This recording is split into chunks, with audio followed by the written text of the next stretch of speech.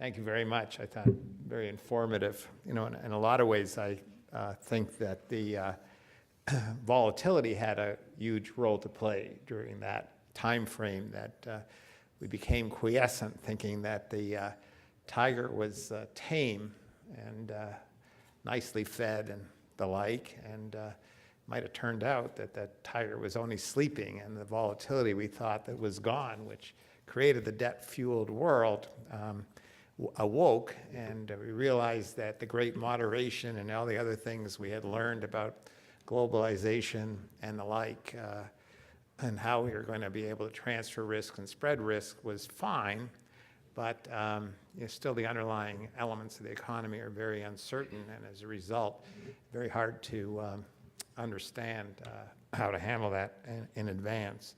I was thinking back to the kind introduction, and that this is the 40th anniversary of the publication of the Black-Scholes model, and the Chicago Board Options Exchange always has a anniversary, because when the model was first published in May of 1973, the Chicago Board Options Exchange also was born at that time, and so I'm going back to Chicago in May to participate in my fourth 10-year anniversary. So that's great. It's really a wonderful city. I'd like to, I say post the global financial crisis in quotes here, because we all don't know whether it's finished or we're still in the middle of this, and it seems to me we're still in the middle of this. I think I would like to talk about what is ahead for the global economy, and do we have basically a normal recovery that Professor Senior seemed to think that we don't, but a normal recovery from the severe recession.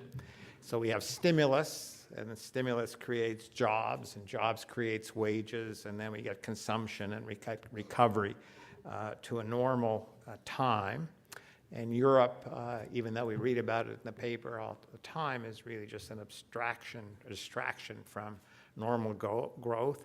Or are we in sort of an extension generally of what we heard earlier, which was that we're in a debt deflation fiscal crisis with monetary reflation, so a fight between deflation on the one hand and the central banks trying to create a reflation or inflationary world on the other hand, which huge structural imbalances, monetary and fiscal imbalances, which are going to take years to unwind.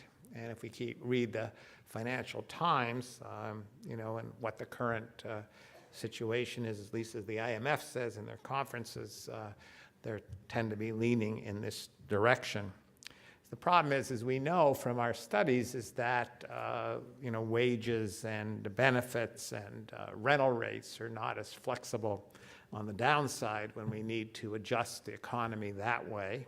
And so the structural effects on the economy, which I'll talk about in a moment, I think will have lasting effects on jobs in our country. The whole way in which we produce things is changing dramatically, and will do so more in the future.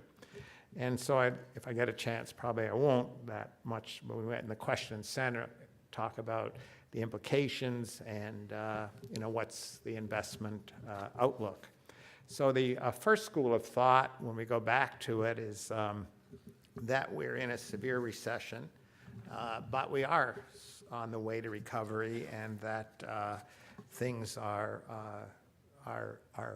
picking up in the sense that even though things are weak, that we've had very aggressive monetary policy and a very monetary accommodation. So on the one hand, the central banks, the Fed Reserve Bank, the People's Bank of China, and the ECB have been very accommodative in pumping reserves into the system, or what's called liquidity, money, printing money in various forms.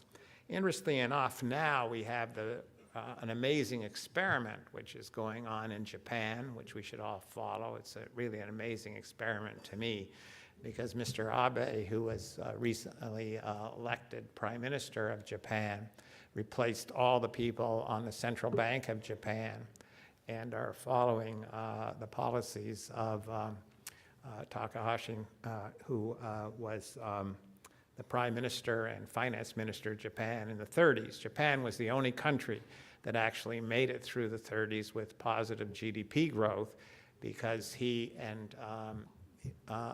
so now the central government of Japan is following his policy, which actually Professor Bernanke, who's a chairman of the Federal Reserve Bank, actually had in his writings commented that Japan was the model case, that this is pre-Keynes in the 30s, in which Japan actually grew through the 30s and had very aggressive growth in 34, 35, 36, 37. And Takahashi said we have to cut back government expenditures, and was assassinated by the army. And so being a Federal Reserve person or banker has its costs. The actually interesting thing is that it involves several things which Japan is trying to do. One is increase wages. Three arrows, they say, is fiscal stimulation, huge amounts of fiscal stimulation. Even though the debt to GDP ratio is 200% in Japan, they might want to increase it to 300% by having a huge stimulus program. And then having very aggressive monetary policy, where the aggressive monetary policy, which was going to print a lot of money, and the Bank of Japan is going to buy up the entire bond market if necessary in Japan, plus foreign bonds and J-REITs, real estate investment trust in Japan. Those are the second arrow. And the third arrow is structural reform of the economy. Get rid of the monopolies. Monopolies are slowing down Japan dramatically, and slowing down Europe dramatically, and slowing down our country in the way that these bloated monopolies in some form or other need to have competitiveness, as does China with their state-owned enterprises. And Mr. Xi is trying to move in that direction as well, whether getting rid of corruption, collusion, cronyism, and the like, which is really impeding growth and trying to create a way for Japan to do it. Whether they can get the third arrow working, we will see, because there's a lot of vested interest, and vested interests don't like change, especially if you take money from them. So the interesting part is that this is helicopter money that Japan is doing now. They're trying to move $17 trillion of savings out of bonds into investment equities, and depreciate the yen dramatically to stimulate growth in Japan. So the yen is depreciated from 110 to 100, or slightly under 100, and could go as low as 90, which has created a massive movement into the stock market and trying to stimulate exports. Now, Japan and China are very sensitive to exports as far as growth of their GDP is concerned. And a huge effect. The United States is not as sensitive. We tend not to be as aggressive in terms of our policies. So I think that we will see. And if that happens, that Japan is successful, as we see now, that the other banks, the central banks, are starting to worry about Japan. Mr. Bernanke is in favor of the Japanese policy. Other central banks are in favor of it. But basically, the Treasury of the United States is getting a lot of calls from automobile producers and the like. What's going on? You guys are not fighting Japan's policy. You're letting Japan get away with this. Therefore, the Treasury is starting to get, two-head problem, and so we can end up with trade wars, restrictions, and the like that create difficulties for us ahead. So I think that Japan is a very interesting experiment, because helicopter money is, you'll never pay back the debt, and I don't think the Fed ever will get rid of the debt that it's acquired, and that we just printed money. We call it quantitative easing, call it aggressive bond buying program, or whatever we're going to call it, that won't say just printing money, because you just don't print money, but that's what they're doing. So, and if you don't ever get rid of the bonds, you printed money. So what's going to happen? That's right. It's going to be very interesting.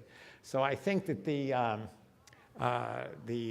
interesting question is, the really interesting question, and Professor Sunil said this in his thing, every central banker and government official wants to say that it's a liquidity crisis that we had in 2008, and we're going to return to the trend line or a normal cycle. Because if the central bankers said that it was a solvency crisis, the housing prices were inflated, or it was a bubble, or it was the case there was too aggressive lending by the banks, and they missed it, it was their fault, okay? They don't want that. But so basically, you're always going to find that it's someone else's fault, and it's a liquidity crisis. It's not really a fundamental solvency issue, and they're going to do everything to think of it as a liquidity crisis. So, so what we're trying to see in the economies around the world is that we have a situation. We're trying to stop deflation, because obviously deflation is very bad. The real rate skyrockets, and the real rate right now in the United States is negative, and as a result of that, you get the waiting. People wait to consume, they wait to invest, they wait to buy those toasters and other things that we heard about earlier, because prices are going to fall. So there's not that increase in consumption. So and then you lose the zero lower bound problem, you lose all the credibility or the ability of the central banks to work. So they're printing money, and that's their intention, to print money. So I think that basically, when you look at their Federal Reserve policies, you see there's no really signs of inflation in the US or the Eurozones, or there's some in China, and Japan wants to inflate really 2% or more. So they've been in a deflationary period for 20 or more years, since the 90s. So they want to be able to get the cash out of people's hands into productive uses. And essentially, we're all paying, at least I am, since I'm old and supposed to have saved for my retirement, a tax on wealth, because I am not making any money on my savings. So there's, it's one thing to say you want to help homeowners. It's another thing, what about me, and my pension and all the other stuff that's causing all the difficulties associated with reduction in consumption. So the idea is the Federal Reserve tries to act and stimulate the economy. There's no signs of inflation. And two, there's not a situation where we have unemployment is still great. We have 8 million or so people still unemployed, and whether those jobs will come back, I'm not so sure about, or the quality of the jobs is much worse than actually the unemployment rate would say, because the participation rate in the economy is falling so dramatically, and we have the underemployment problems that we have of people taking jobs at lower wages than they had prior to that, and basically people leaving the labor force because even though they make slightly less by being on disability, it's better than through Social Security disability. They have actually can spend and not have to work at all. So the issue is whether as the economy recovers, and this is the big problem, if it's the case that there was an unanticipated shock to the upside where inflation occurred because of all this money printing, then what's the Fed going to do? One of the nice things about Keynesian economics, it tells you, I'm sorry, I know you're from MIT, so from Keynesian, all the MIT people, are running the government, running all macro policy now, but the Keynesians. But the problem is it's supposed to work that you have a short-term stimulus, and then when the economy bounces back, you reduce the stimulus by the government consuming less. But we seem to think that we just have to continue to print money and to spend and grow the economy. So that way, but I don't see it necessarily happening. And there's the end game problem that how do you get out of this once you get into it? So I think that it's going to be really very tough for the Fed and other governments to cut back, and you're going to see, as currently we know with the deficits we have in terms of government policy, $1 trillion or so a year, and I don't necessarily have federal deficits, and the Federal Reserve in our country is actually purchasing what about 30% or so of the deficit right now. So those are by printing money again. Inflation really occurs when, in a lot of ways, in my view, when there's people say no more. I get worried about this. And if you get this change in expectations, then, and people are not willing to hold the money, then what we end up with is a situation where we get lots of inflation and commodity prices tend to go up. So your housing market increase in prices, or asset prices tend to increase as a result of the worries about it. People try to protect themselves in advance. So you get the stock market has been booming. It's interesting, we have this sort of three markets around the world. We have the stock market, the bond markets, and the commodity markets. We don't understand what the bond markets are telling us anymore because they're not independent of what the governments are doing. So they're bidding up the prices everywhere. So that's not a great signal of what really expectations are potentially about the future. And they're trying to force people into risky assets. So you have the higher yielding assets and credit. Credit is amazing. The spreads are so low in the credit market. People looking for yield, dividend yield, et cetera. So the Fed has been moving people into those assets. And basically, if persons are smart and they're looking to say, how can I protect myself against unanticipated inflation?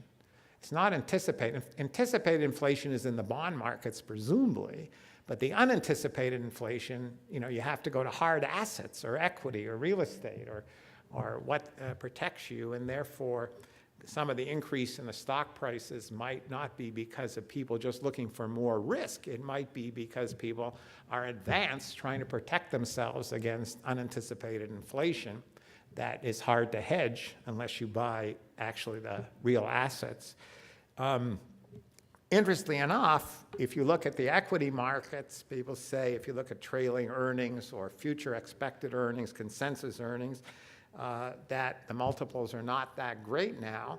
And if you look around the world, the multiples have fallen dramatically from the 90s to the 2000s to the current time. So basically the whole world market has reduced the multiples quite dramatically, and so people are saying that equities are not as bad an investment as bonds, obviously, and trying to protect yourself against unanticipated inflation.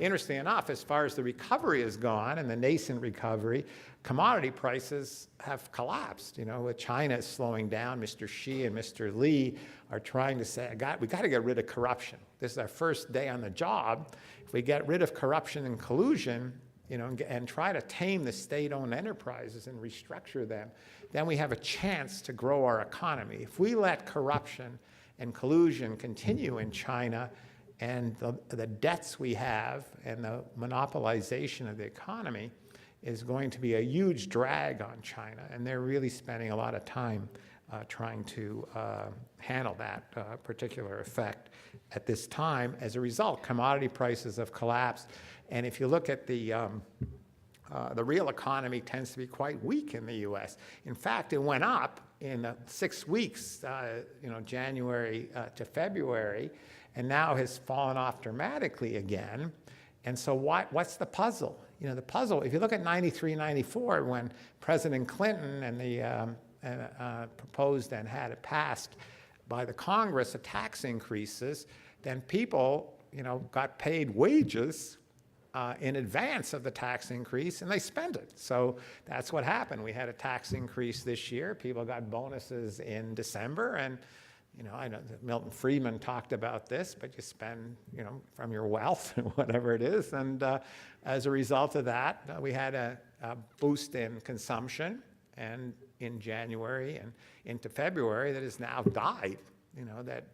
You see the unemployment participation rates have fallen. Unemployment is approximately the same, but we're not producing jobs, and durables and other things in terms of investments have fallen down quite dramatically. And I believe in a lot of ways that the the uncertainty of government policy, the uncertainty associated with what the Fed is going to do or other central bankers are going to do, and the uncertainty with regard to what the fiscal policies are going to be in terms of how we create redistribution in our economy, how we have regulations, and what we tend to do is actually has to curtail investment. I know there's an academic debate about this, but to me, if you don't know what the rules are, it's very hard to think about making longer-term investments. So the idea of making investments for the long term when you don't know exactly what the progression is going to be or the path is just very difficult. So I think with the interesting in Europe, Europe's a different story. We want growth in this economy. We want to have growth and jobs and the like. But one thing we have to be very wary of is that GDP is really the wrong number, gross domestic product, because what we really want to do is create a way in which the wealth of our society increases. And the wealth is our human capital, the value of our human capital and our physical capital in our society. It's possible if I was running the country or running any corporation, I can increase its revenue or its GDP very readily by spending money. But the question is, in China in 2008 and 2009, China spent about $1.5 trillion on stimulus programs by directing the provincial governments in the cities to spend money. They spent money, but all that money disappeared. And so even though the GDP of China went up, the wealth of the society went down. So we have to always, don't get trapped into a flow variable, a flow which is only the dividend, so to speak, because GDP is easy to measure, well, not readily, but easier to measure. And as a result, it's hard to measure wealth. It's hard to measure change in wealth, which is really the thing that is really the cornerstone of our society and what it means. And that's why numbers such as GDP to GDP ratios, debt is a stock against the wealth we have, and GDP is supposedly a flow, which is based on an underlying economic proposition that what we're investing in for the government is doing positive present value projects, society is doing positive present value projects, and that may not be true, and as a result of that, I don't want to necessarily increase GDP if we're wasting money to create this artificial dividend that we have, okay? And I think that the interesting parts of growth for the future, and this is, what you can do is get out of the limelight into the hide from government policy, either fiscal or monetary. And what I thought was the themes of the last decade, the three big themes of the last decade was WTO for China, which meant the World Trade Organization, and which led to massive increases in exports for China. And they used that export money to actually finance growth and infrastructure, moving people from the country to the cities to keep the export engine going, and led to the development of the elimination of the movement of their economy from more of a democracy or way to think about it to a Russian model, a Western model to a Russian model, where the government became very heavily intertwined with the state-owned enterprises, which are all really monopolies, and the banks are part of the monopoly situation in China that's owned. But fortunately, they've had a dramatic growth in the small and medium enterprises. And I think that the infrastructure growth in this decade will slow down because they're trying to increase wages because you need income to consume. You can't consume without income, and they need income to consume. And as a result of that, wages are going up, which means exports of the cheap side will decrease. And what China will do is go up the value chain and become a very strong competitor to the U.S. and the like in the future, and move to consumption. When you move to consumption, what do you need? You need health care, you need schooling and education, you need retirement things, you need luxury goods or more luxurious goods, you need housing, et cetera. So that's the growth engine, which is a consumption base as opposed to an infrastructure and export-based thing. And then in the US, we know that the decade was 9/11, unfortunately, and war and fiscal and monetary stimulus through the 90s, through the 2000 period, 2004. Everyone was worried about deflation, and the like, and Illinois, I think, was able to borrow at an incredibly low rate to fund their pension funds. And so easy money, and that, I think, led, as we heard earlier, to people saying, I can, instead of it being that really jobs and everything had really stopped in 2000, the easy money allowed people to actually borrow on their homes to continue to consume, even though the quality of jobs was falling. And so I think that obviously easy money, as we learned, is gone, and it's going to be tough to get the easy money and to borrow, except those who want easy money go to Japan.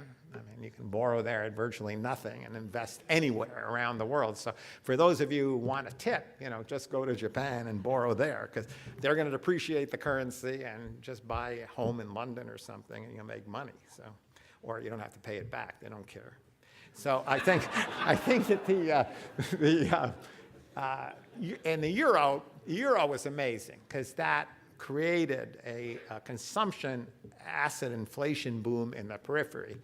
If any of you have gone to the periphery, it's an amazing how money was transferred from the core to the periphery, and debt increased dramatically in the periphery, and that has to be worked out. The problem is you can't have it being the same way, because Germany doesn't want to support them. And for me, in Europe, the ones to watch, obviously Slovenia is the next one, okay, to watch. You guys will be able to read about Slovenia now that Cyprus is in prison, in chains, and the like. So you can now go to listen to Slovenia, then watch France, because France is really in trouble, in terms of their ability to grow.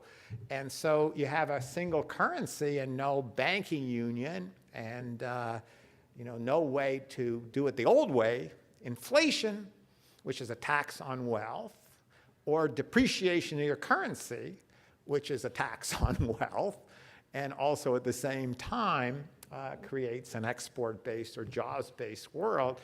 If you don't have that ability to depreciate, then you got to have wages have to fall, and that creates riots on the street, and benefits have to fall, and austerity has to go up. Germany and the IMF and everyone want that type of policy, because if you're giving someone money, you want to get it back. It's like your kids. If you keep asking you for more money because they need consumption things, you say, well, fine, but how am I going to get my money back? So you got to work for it, so that's tough. So I think all these themes are going to slow and reverse in the next number of years. And the decade for the US, I think, will grow. I think we're seeing really a change in our economy. It doesn't say great things for jobs, but we're having a large inflow of insourcing into the economy. And insourcing because of technology is starting to make the US very competitive. Unfortunately, what we're doing is we're bringing production back. Fortunately, we're bringing production back to the United States, but we're doing it in becoming competitive because in economics, three things we're trying to do is make things faster, make things more idiosyncratic, and make things more flexible. And with the idea of robotics, cloud computing, mobile technology, and the like, and robotics in particular, which is allowing for automation to occur, jobs that we thought were part of our structure are disappearing at a great rate and are not going to come back. So you need a more flexible labor force to be able to adjust, and this is going to be a very important part of what's going to happen, which is until we adjust, it's going to bring production back to the U.S. We look at the share of profits now, GDP, corporate profits have gone up dramatically since 2000, great increase in share of GDP. What has happened, though, is that the labor share of GDP has fallen quite dramatically. So in the way we always thought about things as an economist, or I always thought about things, was you give a man a machine, the man becomes more productive. The man's wages go up. The man can then consume these products and things, pays taxes, the state looks after those who need to adjust, and the capital shares in some of the productivity, so labor capital trade-off. But there's been always a substitution. That's a complementary effect. Labor is complemented by machine. And you can end up in a situation where machine substitutes for labor, so there's no they do it more efficiently, they don't need to go to the bathroom, they don't have to worry about health care and all sorts of other benefits, and they take lower wages because all they need to do is be oiled. And so that has a big effect. So the things that I look at are cloud computing and telecommunications, robotics. We're going to have the self-driving car. I hope I don't age too quickly because I want to have that driver drive me around, which I think is going to be, I'm being serious because the self-driving cars, that's not a consumption. It's going to change the logistics amazingly of vast amounts of transportation of goods around our country. Convoys of trucks being driven on their own or by one person. And 3D printing is amazing how that's going to change our economy, and because that creates flexibility, it creates idiosyncraticness, and it creates speed by having development of new ideas right next door. And so I think 3D printing is embryonic, but just an amazing growth industry. About 20% of production now is being done by three-dimensional or layered printing. Distance learning, we're in trouble. You're in more trouble than I am. But the idea of distance learning and how we create distance learning. I mean, the world is we're going to become idiosyncratic. And flexible and fast, and it's going to change the whole nature of things. We got to understand that distance learning is a huge growth industry. And then I also think about microgrids. Our whole energy is going to be changed because our energy system is inflexible and big, and and slow to adjust. And with microgrids, which is going to be a huge growth industry, you're going to change the whole structure of the way energy pricing is going to occur locally, how energy is absorbed in the system, how the microgrids reallocate. And old line utilities are being replaced in many parts of the country by microgrids or microsystems. So I think energy is another area that's important. And will we become self-sufficient? I worry, even though we're in a world market, so oil prices do not come down because of our reduction in consumption in the United States. It's made in a world market. And even though, and I think the 90s and 2000 were a great growth period for the United States because the price of energy was low. The price of commodities was low. Allowed us to have great GDP growth. And so now energy prices are $99 or $90, or 120 if you get to the high-grade oil, but are very high. And even though our consumption of imports of oil have fallen in the United States gradually, but not what has happened if the price is 4 times what it was. It's got to fall by quite a lot before we're actually not paying for the higher priced energy. And also shale gas and oil, watch the depletion rates because these are not the same as the old days when you drilled for oil, and that we're depleting much more quickly. And the last one, which I'll talk about, is internationalization of the RMB. That is something that is going to change dramatically, because what I mean by that was in 2011 in Hong Kong, the first RMB bonds were issued. China is going to setting up a blocks with the BRICS to do what we did many years ago. We set up a World Trade Organization. They're setting up a World Trade Organization with Asia countries and with the BRIC countries, Brazil and Australia, Africa. I was in Africa in March, and it's amazing the presence of the Chinese doing barter between these goods and getting energy sources for them to grow and be competitive with us. And that's one. It's the WTO, which is China-centric, okay? Two is that they're going to want to have a World Bank, which is a BRIC or Asia World Bank, to compete with the World Bank to fund the development of African countries and the like. And three is the International Monetary Fund, their own International Monetary Fund. And these are going to have huge effect on the economy going forward. This is going to, so China is going to compete with the West in ways we never thought they're going to compete. So we have to realize that we're going to slow down vis-a-vis them, even though people say China won't make it. We will see, but it's going to change the balance. So you have outsourcing to China and other countries, developed countries, of basic things that need not be flexible. They can be inflexible, making cement and steel, things like that, because the infrastructure is building. So outsourcing will continue, which will take jobs away in industries in which we thought, and insourcing, which will be highly competitive technological innovations and the like, and then energy, which in the short run will be a boom to us, especially with gas, and that means will stimulate a whole change in microgrids. So I'm optimistic about the fact that if you get out of the political world, and the fiscal and monetary world, and not concentrate on the government doing everything for us, there's a heck of a lot of stuff being done outside of that, and the hedge is to stay outside and not be involved. So I'll stop there.